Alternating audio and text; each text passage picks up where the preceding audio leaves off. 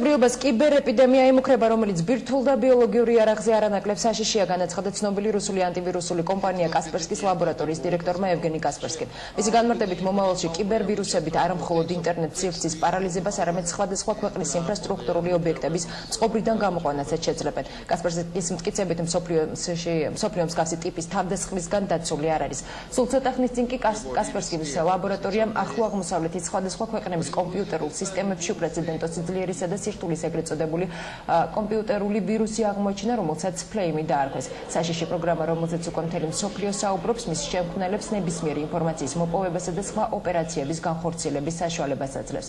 ევგენი კასპერსკის განმარტებით, ფლეიმი კიდევ ერთი ცნობილი ვირუსის სტაქსნეტის ანალოგია, რომელმაც 2010 წელს ირანულ ატომურ ობიექტებზე კომპიუტერული სისტემა დააზიანა.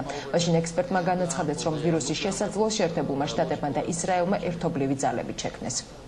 It's not cyber war, it's cyber terrorism. And I'm afraid ეს უკვე კიბერტერორიზმი კი არა, არამედ კიბერომია. ეს მხოლოდ თამაშის დასაწყისია. სულ მალე მსოფლიოს მასშტაბით უამრავი ქვეყანა ამაში უშუალოდ დარწმუნდება. შიშობ, რომ ეს ჩვენთვის ნაცნობი სამყაროს დასრულება იქნება. მსოფლიოში უამრავი კომპიუტერული სისტემა არსებობს.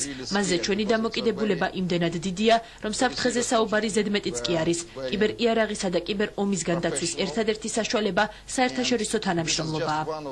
ძალიან შეშფოთებულები ვართ. ფლეიმის სერიოზული პროექტია. ის პროფესიონალების მიერ არის შექმნილი. კიბერიარაღი დიდ საფრთხეს წარმოადგენს. მის წინააღმდეგ რაიმე უნდა ვიღონოთ.